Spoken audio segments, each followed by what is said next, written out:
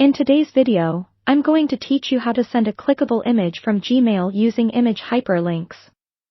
This is a great way to make your emails more interactive and professional, allowing your recipients to be redirected to a website, a blog, or even a product page with just a simple click on an image. Let's dive into the process step by step, so you can easily implement this in your own emails. First, open your Gmail account and either start a new email or open a draft that you're already working on. You'll see the familiar email composition window where you can add your recipient, subject line, and body text.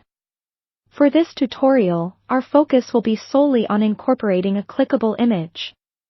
Next, prepare the image that you want to use. Ensure that this image is hosted online, as Gmail requires an image link from the web to create a hyperlink. If you don't have an image URL, you can upload your image to an online platform like Google Drive, Imager, or a similar site, and retrieve the direct link from there. Take a moment to double-check that the image is exactly how you want it to appear in the email and that the link is working properly. Now, with your image link in hand, return to your Gmail composition window. Click on the Insert Photo icon, which looks like a small picture of a mountain, at the bottom of the email window.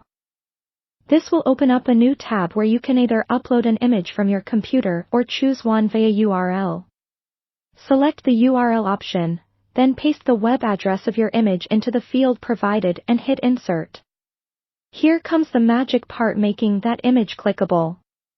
Once the image is in the body of your email, click on it to highlight it. Then, click on the Insert Link icon, which looks like a chain. This icon is usually located in the toolbar at the bottom of the email composition window. A new dialog box will pop up, prompting you to enter the web address you want to link to your image. This is where you can place any URL you want your click-through to redirect. Make sure it's accurate because this will be the destination your recipients are taken to when they click on your image. After inputting the URL, click OK, or Save to apply this change. With these steps complete, your image is now hyperlinked.